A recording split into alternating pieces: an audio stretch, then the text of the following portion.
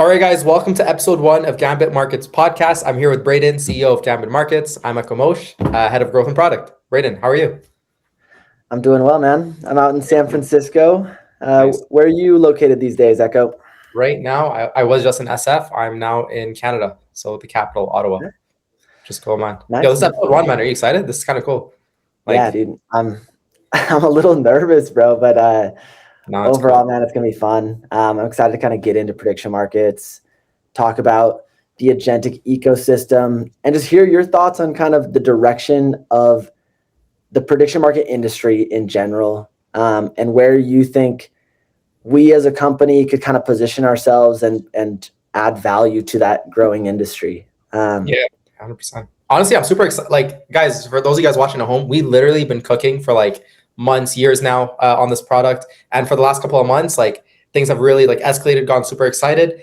And it's one of those things where it's like, it's so dope and we really want to share it to the world, but we're so busy building. And there's this like dance between like building and sharing. And now I think we've finally gone to the point where we can like surface some of the cool things that we've been building, which is kind of cool. You know, that's how And I think, you know? yeah, and I think we got to a fun point too where the whole team like religiously uses the platform now. Like when we were first building, it's like step by step. You build it with the idea that it's something people want to use.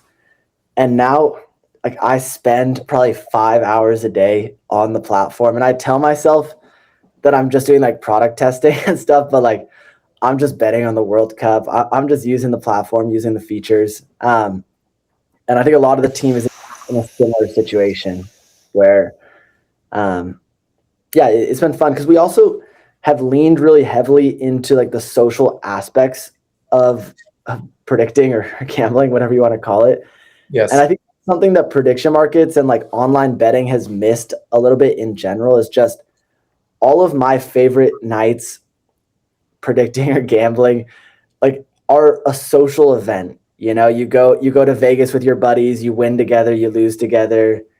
And that feeling of like socializing while you're making your predictions is something that I think we've done a good job of like adding that social layer to the platform. And yeah, That's cool. Yeah, it's really cool. That's like one of the features. Like there's like a whole layer of like being able to connect with other people, right? Your friends, and like watch each other's trade, which is cool. And yeah, it is interesting. Like you are taking like that experience in real life when you're out with the boys, or with a group of friends, and you're kind of translating that onto the platform. And I think that's why lately, like especially when we fixed it up, why we're addicted kind of on the platform. You said 5 hours, you're product testing. Earlier on, it was the same thing. It was like, oh, I'm just product testing, but now I'm like legitimately on this platform. Like it's kind of cool. It's pretty awesome. But maybe we should take a step back and like kind of tell people, yo, like what is Gambit Markets in its entirety, like holistically, and then maybe we can dive deep into like agents and like the cool things that I think are really get people excited. At least I'm excited, So it's like, for example, like what if you have to say like what's Gambit Markets in a nutshell? What would you say, Braden? I would say we are like a social and AI layer for prediction markets. So to get things as basic as possible, like a prediction market is about as diverse a group of markets as you can imagine, you can predict on. So you can predict outcomes of sporting events. You can make predictions as to like what words Donald Trump is going to say in his next press conference. There's really like no limit to what you can predict. And that is built on like Kalshi and Polymarket are the two biggest platforms for that. And then we have basically built on top of Polymarket just a really fun, like engaging way to interact with those markets. So like one of the things that I think is really exciting that we've built is the agents. And where the normal like predicting experience, you would just go on your account and you would just make a prediction. What we've done is we've actually allowed users to create their own agents, which can be either an AI agent, a copy agent, and a manual agent. And I think I'll quickly go over the differences between those three, because I think they each kind of have their own unique use case. And yeah, but to answer your question, we're kind of an agentic ecosystem built on top of prediction markets. Mm-hmm. And the AI agents is something I know our guy Echo here spent a lot of time helping us build out. He did most of the AI coding. And yeah, that is something really interesting because we basically have enabled AI analysis on markets to determine edge in different markets. And then we've automated that so that you can actually load an agent up with a bankroll. And then depending on your strategy, the markets you want to focus, the probability range you want to focus on, we will then automate those bets for you and manage your bankroll. And the AI does it all. And you can just kind of like sit back, watch the bets it's doing. And obviously, depending on the configurations, we've had some that just go straight to zero, but we also have some AI agents currently live that are Great up case. over 200% ROI. Yeah, guys, guys, for you guys like watching it at home, that you're kind of like dabblers, right? You're just dabbling into like predictive markets and like a bit of maybe AI. Just to give you an idea of what this means, like imagine you have a group of people, and this is like one of the fastest growing communities, like predictive markets, right?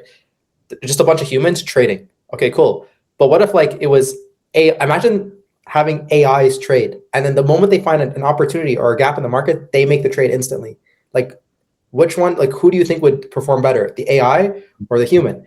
And then what we're thinking is like, what if we put them together? What if the human gets to create a bunch of AIs and the AIs trades for the human, right? And finds opportunities that the human may not have necessarily, found, which is kind of crazy. So I'm super excited about this, man. Like, can you imagine? Like, I think what's gonna happen, bro, is like in the future, people are gonna look back and be like, yo, I can't believe I used to trade predictive markets manually. Because like, why would you? Like, if you really think about it, like, why wouldn't you just have a bunch of agents configured to your particular liking, and you just go out and find opportunities that you would normally not find, right? It's kind of crazy, man. It's super sick. Very cool. But yo, you said like we have agents, right? Sorry, what were you gonna say? My bad. No, just before we jump into the other agent types, I also just I think it's an interesting question that we're asking ourselves every day is just like, we obviously have some AI agents that seem to be really consistently giving returns, while others are not. But what's interesting is we can then see which categories AI is performing well in. And it's just an interesting question as to whether AI is able to predict the future. And we're like looking at that in the microcosm of like prediction markets and AI agents. But I think it has really interesting implications kind of like from a societal standpoint. Yeah. And so that's what I think is really cool. Like my AI agent, for example, is the best category that it's been performing in is like financial markets. So it's been really good at seeing like market sell-offs and shorting the market, and like shorting by predicting that the market will go down. And yeah, it's just crazy for me to be like hands off and kind of like trusting this AI with like more money than I probably should just let the AI bet with. Yeah.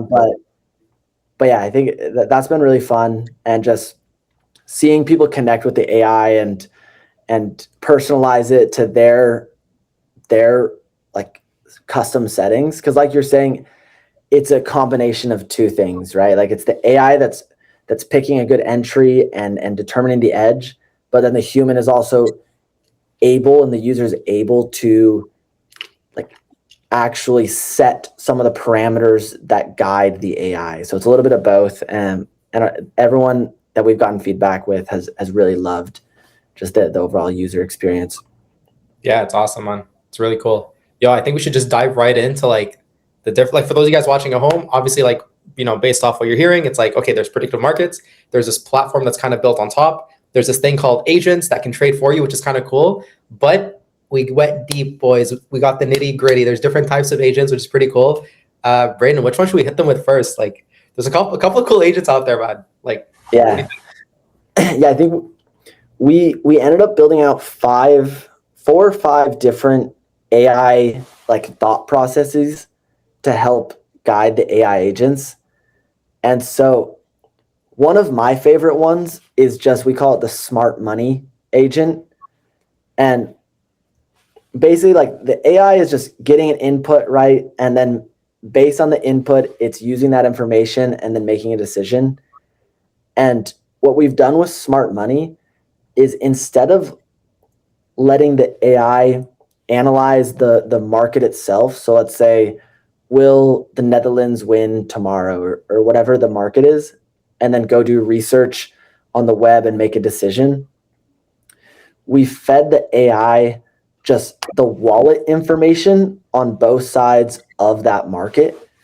And because Polymarket is all built on blockchain, all that information is public and transparent.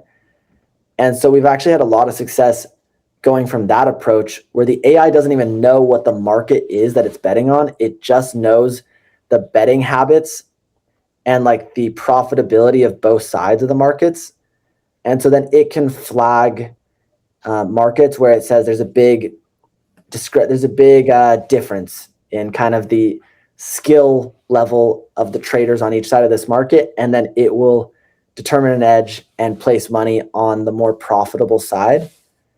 And yeah, I'm really interested by that one just because I'm like, yeah. I mean, I find it interesting because like when you're thinking of predictive markets, you're like, okay, like let me try to get as much context as I can about the very event that's happening. Will Netherlands win tomorrow? But this is not really about the event anymore at all, really. It's about, okay, instead of focusing on like the actual variables of like the event, let's focus on the individuals behind the variables. So it's like, okay, yeah, there's two types. There's people that are buying yes and people that are buying no's. Okay, what if we analyze everyone that bought yes, and then for some reason there appears to be a lot of wallets that bought yes that tended to be profitable based off prior history. Then we can determine an edge just based off that, which is kind of cool. Like it's a little gap, so it's very interesting. Very cool. Yeah, I think the inspiration was we were doing some like analytics on Polymarket in general, and I think it was, I don't want to make up a statistic, but it was something like 60% of the profit across all of Polymarket is like 0.5% of the markets or 0.5% of the wallets. And so it was basically saying that like of all the market participants in Polymarket, there's like a very tiny subset of people that are making the majority of the money. And so when we found that out, we were like, okay, well, that's probably the best edge, is just to like try to align yourself as closely as you can to just smart money, what the smart money is doing. And then on top of that, like we have that as a analytic tool that you can use in any market, right? So if you're interested about a market, we'll let you analyze it and we'll tell you where the smart money is. But I think the next level of that is automating it. And that's kind of where the agent comes in, right? Let's say like I can manually check all these markets and try to bet where, or try to predict where the smart money is predicting. But what I'd rather do is load up an agent who's going to do all that for me. And he's going to identify opportunities without me having to do anything, and it's hands off. And yeah, I think incredibly bullish. Echo, yeah. I'm bullish on smart money. I'm bullish on the other agent types as well. But I've had the most luck on the smart money. Smart money? No, fair enough, man. Fair enough. It's like, just to touch on something you said, it's like the automation aspect. There's like, well, two aspects to that. It's finding the opportunity, like when you're not even on the platform, but then placing the trade once it finds the opportunity, which is like, what, Yeah. Cool. And I have this, again, I have this like feeling like in the future, people might watch this video and start like laughing, like, oh, like, why is this such an aha moment for them? Like, that's so obvious. Of course you should have agents on your behalf. Like, so I feel like we're at the like cusp of like technology, the cutting edge of like what's happening. And we're just right out there and we're just applying it to predictive markets, which is like crazy, So awesome, man. Very cool. Yeah. Very because I can only speak from like my personal like prediction experience. And I've accepted that I'm just like not a very good sports bettor, just like from my lifetime, of just like dabbling. But I have been really trying to use the tools on the platform over the last like 3 months and have clawed myself into being a profitable sports trader, which has been kind of a fun experience because I have to ignore my own personal instincts because I know that I'm not a good sports bettor. So like when I see something, I really lean more heavily on our analytic tools than on my own personal instinct. But it makes sense. It makes sense, So yeah, like why as much as I want this outcome, or I feel like this outcome might happen, I trust more so in the wallet behaviors behind the market. I trust in like we have a statistical analysis that's really interesting for our sports model that we could maybe get into next.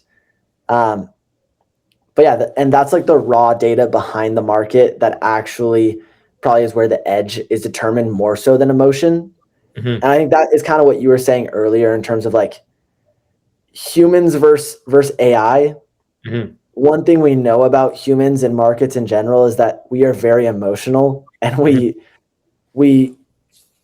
tend to bet and do things emotionally, whereas like an analytical approach is usually a more strategic and profitable way to participate in markets.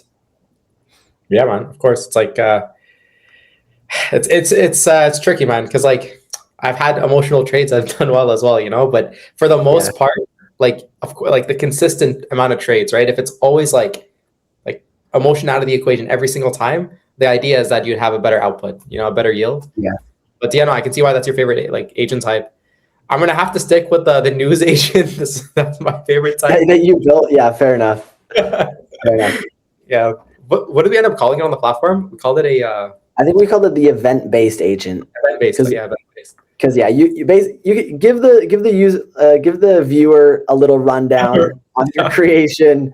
I know you're proud of it, and it does do well, Echo. It does do well. That's it, guys. So you know, like we said, there's different flavors. You just pick whichever one you like. We've heard of the smart money. Analyzes the wallets, sees which wallets are profitable, and so you know, kind of swings towards that side and surfaces the recommendation to the agent to then place a trade. Cool. There's that.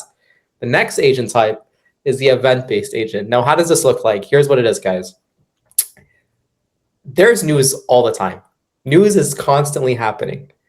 What if there was a central place that is constantly just scanning news? What if your agent is just constantly scanning everything? CNBC, Fox News, sports news, everything at once.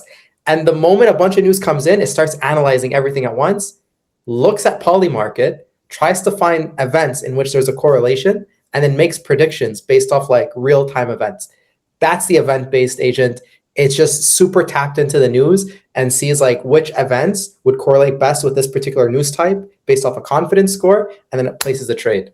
So that's like that agent type. Braden, why is this not your favorite agent? You need to prove it right now. It has to be a good one. Is that not the craziest agent, bro? Like, no, it is really cool. It is really cool, and I do have a few event-based agents that have done pretty well for me, and yeah, I do very much appreciate Echo, the thought that went into it, and I like that it's probably the most like true AI-led decision-making process because it's the only agent type that we're not feeding it a lot of numbers to help with the analysis. It's kind of like the truest AI agent in that we're just giving it access to an RSS feed of a bunch of news, and then it is by itself identifying markets that relate to that news and then doing deeper research and then developing its own kind of probability levels, its own model, and comparing it to the market and placing predictions. yeah. And while all of the AI agents are really interesting, I also want to touch on one of my favorites, which is actually just the manual agent itself. That's an interesting one. Yeah, that's an interesting one for sure. Because we went back and forth between like whether a manual agent was even necessary and that. Okay, well, what's the difference? What is a manual agent first, right? Like, let's talk about it. We'll get into it. We'll get into it now.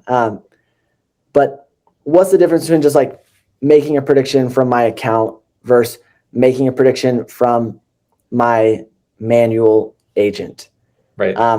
And I think, well, maybe let me back up and a better way to explain it is to help like talk about some of the other benefits of making predictions with any type of agent, including the AI agent, is that you can basically build up a proven track record on our platform. And we're doing like 72-hour tournaments where we're paying out to our top agents. And so that is like one incentive of why you want to be in the agent ecosystem and participating with your agents. And the other thing that's really fun is the best performing agents, they end up showing up high on the leaderboard, they end up earning rewards, and they end up attracting copy traders. And so, like one of my smart money agents, I think I started with like $80. And in 1 month, it grew its own bankroll over like 200 trades to around like $250. So it did like 200% ROI across 200 trades. And then multiple people, I think 6 people now, saw that track record and then deposited $50, deposited $40, deposited $100. And you were getting a commission from like every single one of their trades, right? Exactly. And so what that did is I have a commission set at like 5%, I think. And their money then goes all into my agent. And the agent continues betting as is, but with their money as well, pooled in. So the bets will get larger the more people that come into the agent. And every time one of my agent predictions wins, I then get just a little bit extra commission. Like basically, like I made awesome money from my crew, from my followers, and then I get paid a little commission back. And so I think that's kind of a really cool, unique dynamic that we've introduced to the agent ecosystem in prediction markets. And we didn't want that to be only something that AI agents can participate in, right? So when you have a manual agent, you can basically do the same thing where you start it up with a bankroll, and then when you're making a prediction on our site, you can choose to make your prediction from that agent. And it'll basically like count as that agent. It'll show up on the leaderboard, and it has that opportunity to attract copy traders. And I want to tell you, Echo, because I'm not sure if you saw, but we actually had someone this week go from $10 in an agent, and they ran it up to $2,000 in 5 days, just on the platform. Someone went from $10 to that amount, 2,000, you said? Yeah, $10 to 2,000. So I don't know, like, what is that?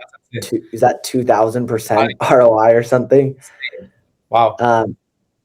But obviously that showed up on all of our leaderboards, and that guy attracted over $1,000 in deposits into his agent that day. Wow. So people are like, dude, I don't know what this guy but I want this guy's doing, but like I want him to do it with my money too. Yeah.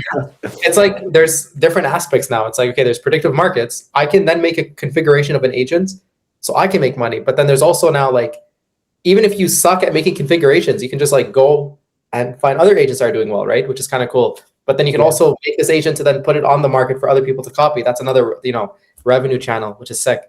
Damn, man. $10 to 2,000? $10 to 2,000. That's crazy, man. I missed that. Damn. I saw that and I thought it was like a glitch or something. But no, man, I think he just got probably a little lucky. But also there's got to be some skill in there. And wow. And yeah, and I like it because like you're saying, right? Like I think that dynamic is useful to two groups of prediction market participants. One of which is maybe someone who is really good at predicting outcomes and has a really good and just intuitive feel about markets, but maybe they don't have the startup capital to really benefit from it,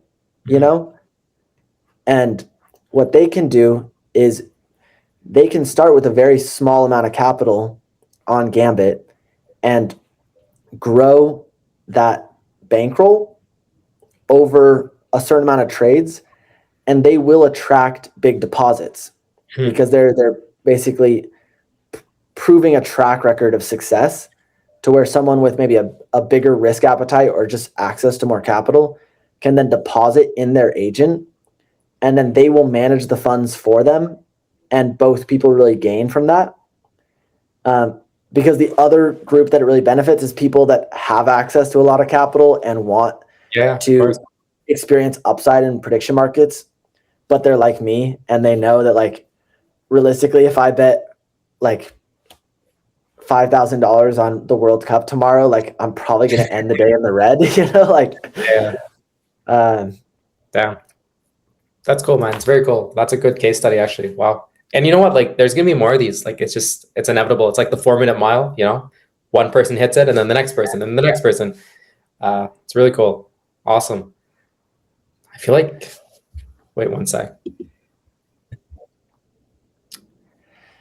Yeah, so I think we're kind of at a fun place where we have our first few case studies, and we're seeing how people are. No, it's all good, bro. We'll just keep it running.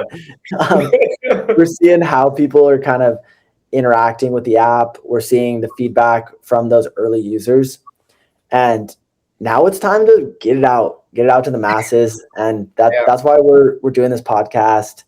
We're going to really start ramping up kind of our marketing effort, because after a year, like a genuine year of building this, Development, it's man. ready. Crazy. It's Guys, ready. you don't understand. By the way, we were laughing. We had to take a little quick break, and then we came back, and Braden's just a really funny guy. I just remembered the joke. But guys, I don't think you understand. This is the moment. Imagine building something for a year. It's as if you're curing cancer, and it's finally ready to be released to the public. This is the first episode for you guys to like get access to like what we've been doing. The thing is, like, it's actually crazy, man. We're introducing agents to predictive markets. Like, this is pretty sick. What we want from you guys, though, and this is very, very, very important, please add us on Twitter, DM us, let us know what you want to see.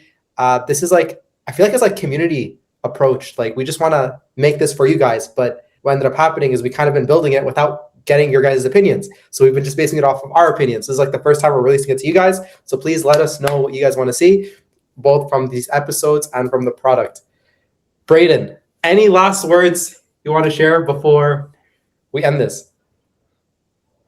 Yeah, Echo, I think you have to be the first person to compare like automated gambling to curing cancer in like a very yeah, to be clear, like from my perspective, we haven't cured cancer, but it is exciting to see it get out to people. And the early feedback has been really great. And yeah, like Echo said, we're building this for you. Everyone that kind of like joins the platform right now, we feel like they just become part of our community, and when they have feedback, we're very quick with changes, edits, any type of support that's needed. Like we set out on a mission to build something that we would want to use and that other people would want to use. And I think we've accomplished that. And now we're really excited for you guys to check it out. So hopefully you enjoyed our first episode. Like I said, this is our first take at a podcast, so cut us some slack if it's not exceptional. We will get better. But yeah, thanks for your time today. This has been episode 1, and see you in the next one.